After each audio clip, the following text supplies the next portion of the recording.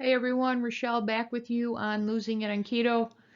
Today's video, what I want to do is I wanted to cover my week 10 results, so my progress report through 10 weeks. And I also wanted to share with you some information that I encountered that I plan to incorporate into some adjustments I'm going to be making.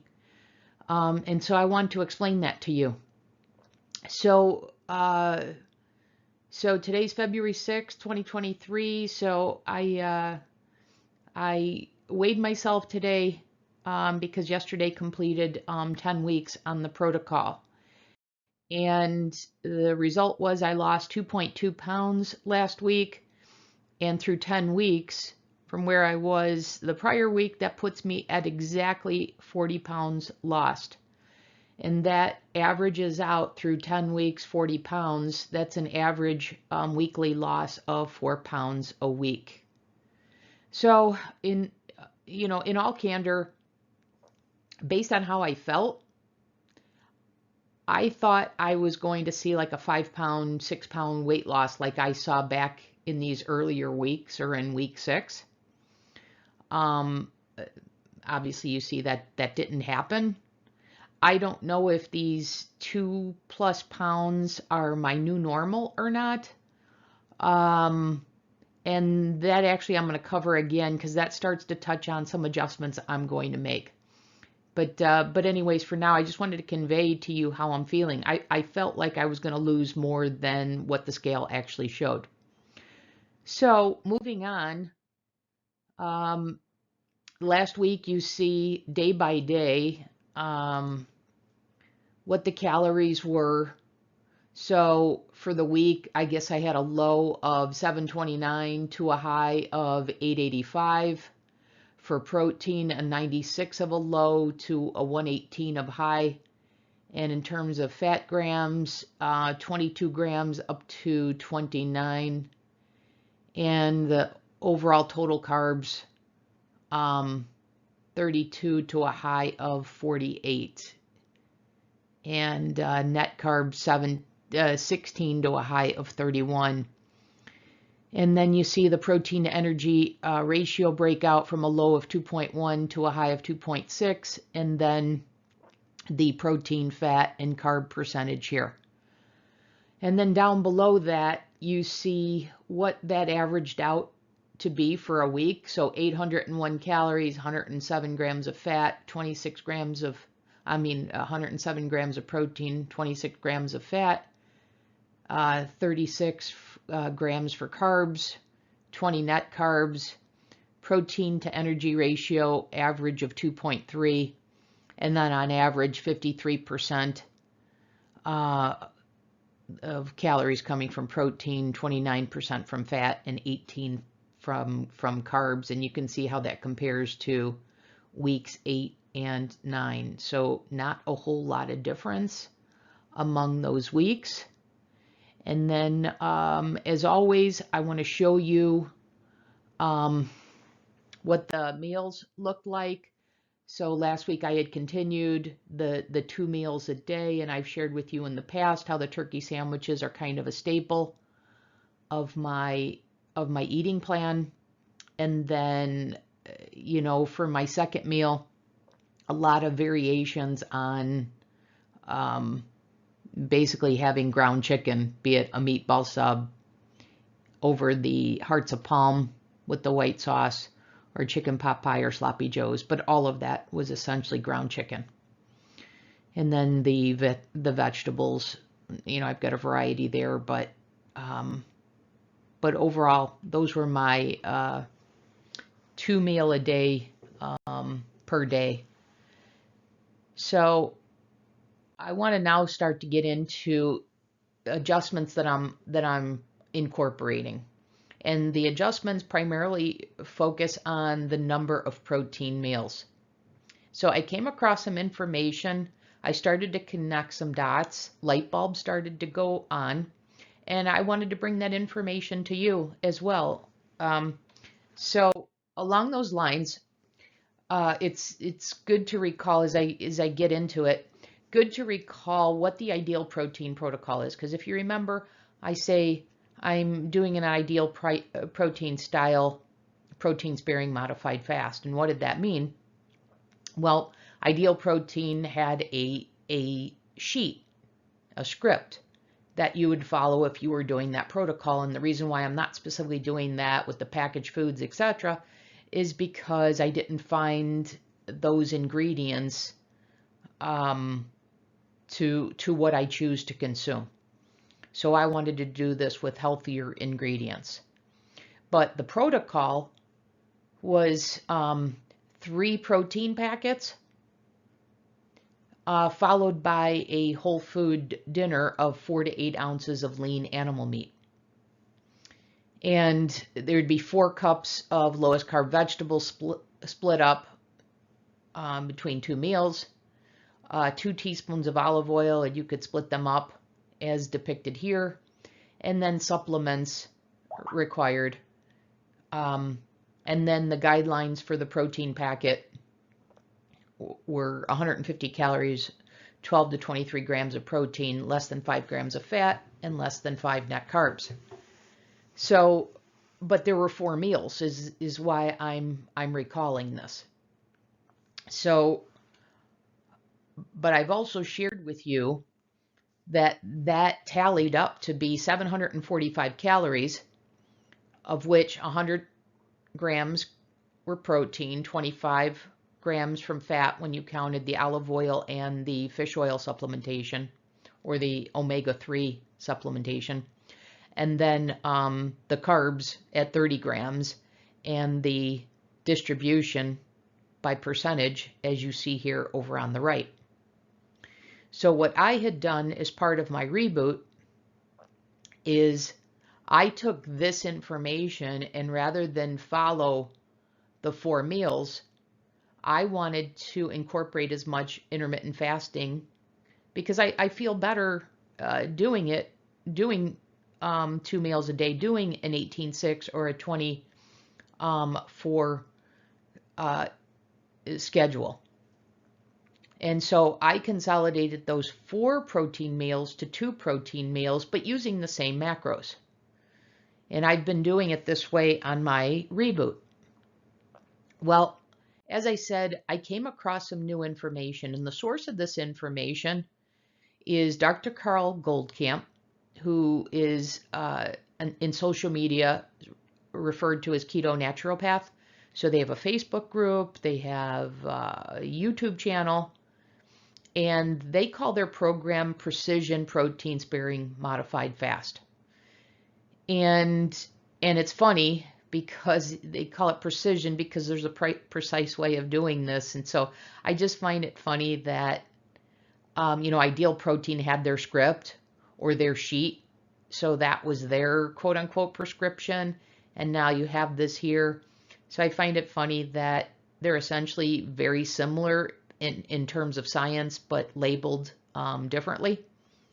But one thing that didn't happen with Ideal Protein was that, as I said, it was eat the sheet. There wasn't a whole lot of education as to the science behind it.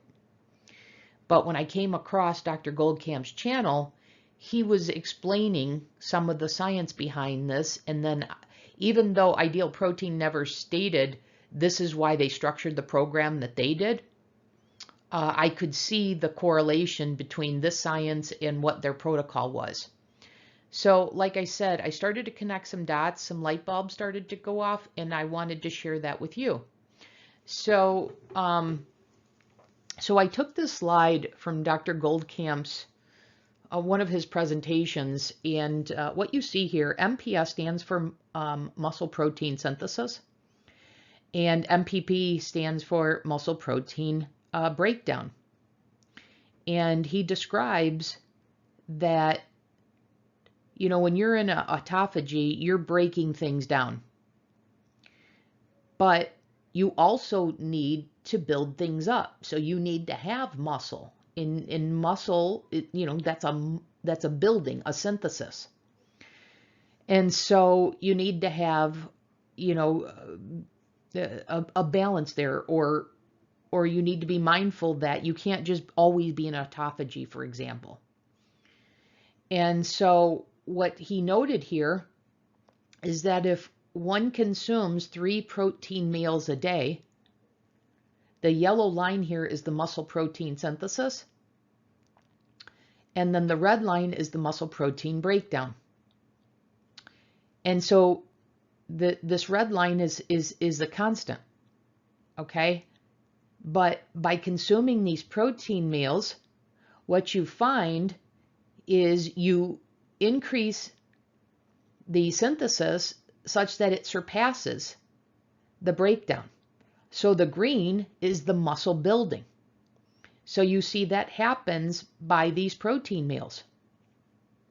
And then the white, conversely, is the breakdown. So you see the synthesis drops below the breakdown. So the white is the breakdown. But the key takeaway here is you having these protein meals that are creating muscle building. Okay? So he also goes on to note that when you add resistance exercise, you improve this even more. So you find that these peaks here are greater. You achieve a greater peak with resistance exercise than without resistance exercise, even with the same protein meal. And then furthermore, with resistance exercise, the valleys are not as low with the resistance exercise. So you don't drop here, you drop to here. So there's less white, less muscle breakdown when you combine these protein meals with the resistance exercise. So then if you say, okay, well, if 3 protein meals with resistance exercise is good, is 4 better? And sure enough, yes, it is. And so, he talks about him and his wife do this, and they have this, like I said, they have this program, Precision Protein Sparing Modified Fast. And their eating schedule is every 3 hours for 4 times a day, so about 12 hours. So 8:30 is meal 1. Meal 2 is at 11:30. Meal 3 is at 2:30, and then the 4th meal is at 5:30. So, so what is it? That's actually more like 9 meals. 9 hours, not 12. Sorry. And then he noted, yeah, you would add a 5th meal if you were like a professional athlete, like a professional football player, because then you'd be eating right before bed. But for the average person, we don't need to be doing this. So that's their eating schedule. But the idea, regardless of the time, the point is that 4 protein meals with resistance exercise, you increase the peak and you minimize the breakdown, the time that you're in muscle protein breakdown. And even if you weren't doing resistance exercise, you are still benefiting by having more protein meals, as you saw in that first chart. So when I saw this, I said, I've seen something like this before. And you guessed it, that is the IdealProtein protocol. In their case, it's 3 protein packets, and then the animal